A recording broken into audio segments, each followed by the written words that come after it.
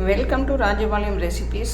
இன்றைக்கி நம்ம ஹெல்தி ஃபுட்டில் என்னென்னா பிரேக்ஃபாஸ்ட்டுக்கு ஒரு நல்ல ஒரு அடையில் இந்த மாதிரி வெங்காயமெல்லாம் நீங்கள் நல்லா நல்லெண்ணெயில் போட்டு நல்லா வதக்கி இந்த மாதிரி செஞ்சீங்கன்னா ரொம்ப சூப்பராக இருக்கும்.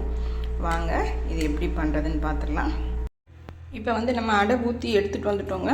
அடை பார்த்திங்கன்னா நல்லா மொறுன்னு ஊற்றிருக்கோம், ரொம்ப மெல்லிஸாக. இதுக்கு அடைக்கு காம்பினேஷன் எனக்கு ரொம்ப பிடிச்சது பட்டர், தேங்காய் சட்னி, தயிருங்க. இதுக்கு ஃபில்லிங் ஆகிறதுக்கு ஒரே ஒரு ஆப்பிள் வச்சு பால் போட்டு ஒரு ஜூஸ், தேனும் நாட்டு சர்க்கரையும் போட்டு தான் அடிச்சிருக்கேன். ரொம்ப நல்ல ஒரு ஹெல்தி பிரேக்ஃபாஸ்ட்டுங்க. இது சீக்கிரமாகவும் செஞ்சிடலாம். நீங்கள் ஊற வச்சுட்டு ஒரு காலைல எந்திரிச்சோடனே நீங்கள் ஊற வச்சிங்கன்னா இந்த மாவை அரைச்சிடலாம்.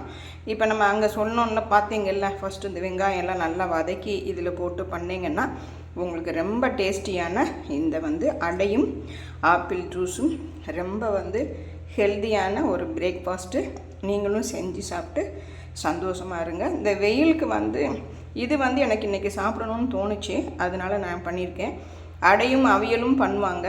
எனக்கு அது ரொம்பவும் இஷ்டப்பட மாட்டேன்.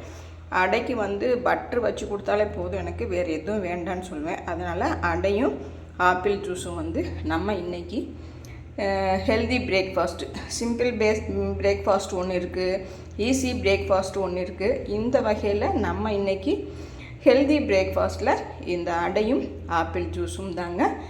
வாங்க சாப்பிட்லாம். நீங்கள் எத்தனை பேர் இந்த மாதிரி செஞ்சு சாப்பிட்ருக்கீங்கன்னு எனக்கு கமெண்ட்டில் சொல்லுங்கள். தேங்க்யூ.